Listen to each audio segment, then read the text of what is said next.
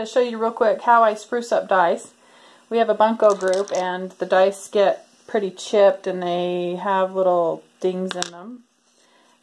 You can see this number 5 is pretty worn and chipped and missing paint. And this one, I just take a Sharpie and I just, if I can get the lid off, I just stick the pen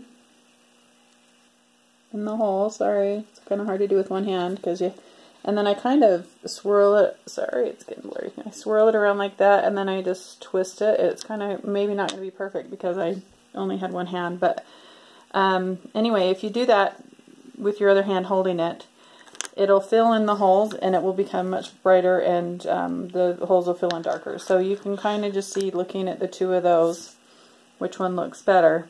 So I just want to share that on a short video today so that you have old dice, antique dice, or older dice that get used a lot.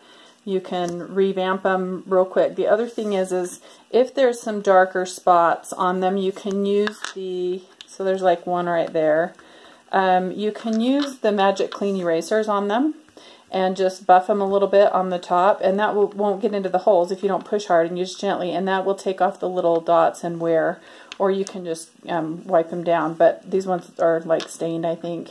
So from the pens, people hold them, they'd roll them and they hold their pen in their hand, and so they get pen ink on them. So you can just use that white erase to get any blemishes off, and then just use the Sharpie to fill in the holes. Check out my blog, thesecretisgratitude.com. Thanks for watching and have a blessed day.